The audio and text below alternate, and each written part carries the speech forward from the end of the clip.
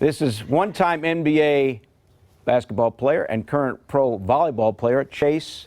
And I'm going to have you say the last name because in all the years that I've been in an NBA studio, we have butchered your last name more than any other. Yes. So it's Chase Budinger. Budinger. All right. Yes. All right, we got it. How many people have not gotten that out properly over the years? I think everyone has got it wrong their first try. Everyone mostly says Budinger, Budinger. Did you ever correct anyone though? Because I've heard some players never correct for years, and then they correct you like I only correct. 5 years I only later. correct if they ask. Okay. If they say it right.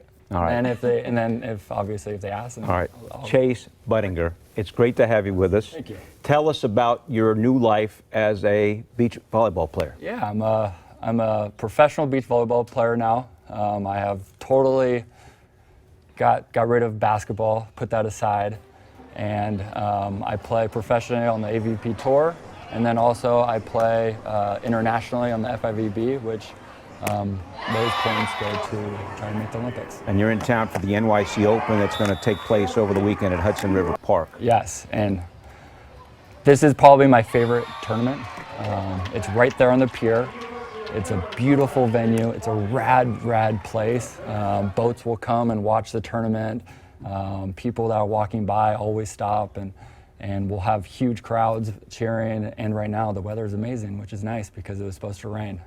Now, you just picked up professional beach volleyball in 2017, right? But you've been playing the sport for a long time. I think my question is, what made you pick basketball? I know you played basketball at Arizona and then you wanted to play professionally, but you were offered by UCLA, by USC. They offered you to play both, but you picked Arizona and they don't have volleyball. I'm just curious. Yeah, that whole process. I think what happened was I wanted to see how far basketball could take me. So, when Arizona came asking and, I wanted to play for Loot, I made that decision of let's see how far basketball could take me without volleyball in the picture. And I think I've done pretty well. I had 7 years in the NBA and 1 year overseas professionally. But in the back of my mind, I always knew that I was going to go back to beach volleyball when my basketball career is done. How did you keep your hand in it, though, throughout the years to suddenly pick it up in 2017 professionally? Like, I've been playing basketball these years, but here I am now playing professional volleyball. How did you keep your hand in it? I played a lot in the summertime and the off season. Okay. I have a place in Hermosa Beach, which is like the mecca for beach volleyball. And in my off season, I played a ton of beach. I think it's really good cross training. There's a lot of good players that are around that always need someone to practice with. So I did a lot of that, and that's how I kept around in the beach volleyball. So you were in the NBA for 7 years, had a little bit of a knee problem. Did that make it easier to step away from the game knowing that you had beach volleyball to go to? Yeah, it did. I think one of the toughest things for basketball players is when they do retire, what they're going to do next.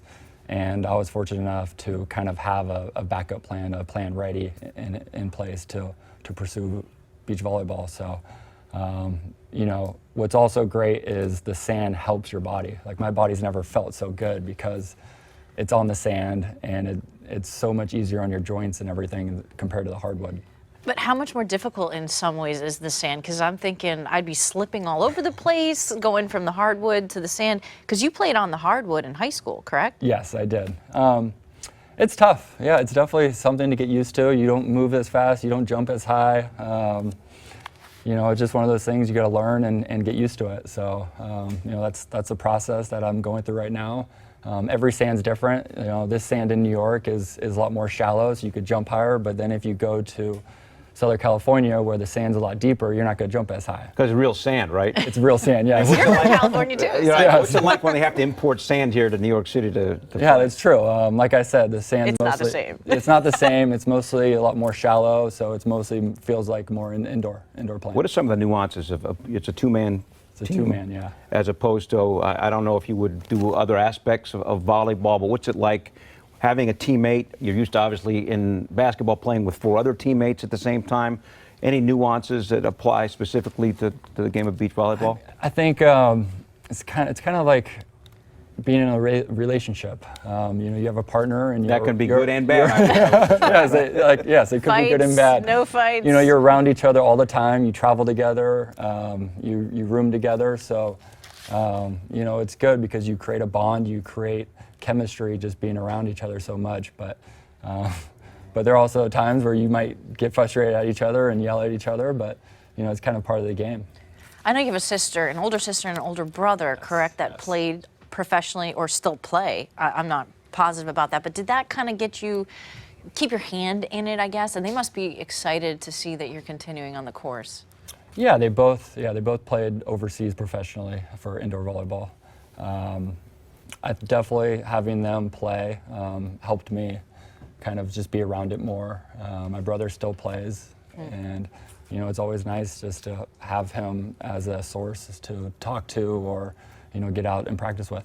So coming out of college, you played, as you mentioned, for Lute Olson. You're a second-round pick, and you ended up having 7 years in the NBA. We got some video of your NBA career. What was it like for you during this 7 years, mainly contributing off the bench? Yeah, I mean, I think the biggest thing is how fast it went. Those 7 years went by like a flash, but you know, I had a lot of great teammates. You know, one of my favorite teammates was Kyle Lowry that is in the finals right now. Did you watch him last night? And yeah, and it's Yeah, what are a your pleasure. thoughts? It's a pleasure. It's really cool seeing where how far he's come along and the type of player he is now, because you know, he was a bench guy with me in the Rockets, and for him to just progressively get better and become an all-star and be as great as he is right now is pretty cool to see. For more great videos from the MSG 150, check out right there. And remember, our show is on Monday through Thursday, 8 to 10:30 p.m. on MSG Network and MSG Go.